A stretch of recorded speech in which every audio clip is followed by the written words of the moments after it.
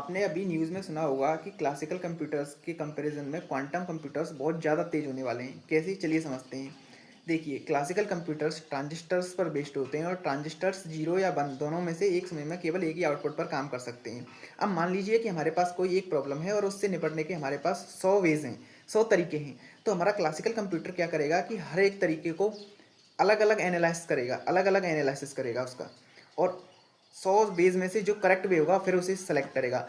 लेकिन हमारे quantum computers के साथ क्या है कि quantum computers so called transistors पर काम नहीं करते हैं, ये काम करते हैं क्यूबिट्स पर। और क्यूबिट्स जो कि एक क्वांटम पार्टिकल है, क्वांटम प्रॉपर्टीज शो करता है। और क्वांटम प्रॉपर्टीज में ही एक प्रॉपर्टी होती है क्वांटम सुपरपोजिशन। या क्वांटम सुपरपोजिशन का मतलब है कि वो पार्टिकल जो हमारा क्यूबिट है, जो ट्रांजिस्टर की तरह हमने अब काम करने के लिए उपयोग में लिया है, वो 0 या 1 दोनों एक साथ आउटपुट दे सकता है और दोनों दोनों आउटपुट पर काम कर सकता है एक साथ। अब अभी आप सोच रहे होंगे कि यार दो ही तो आउटपुट दे सकता है, तो फिर 100 वेज को वो उससे आधे समय में ही कंप्लीट करेगा। लेकिन ऐसा नहीं है, क्योंकि अगर हम क्यूबिट्स का नंबर बढ़ाएंगे तो हमारा जो प्रोसेसिंग पावर है वो लीनियर ही नहीं बल्कि एक्सपोनेंशियली ग्रोथ करेगा। क्योंकि हम जितने ज़्यादा क्यूबिट्स लगाएंगे वो 2 की power the number of qubits की फॉर्म में हमें प्रोसेसिंग प्रोवाइड करेगा।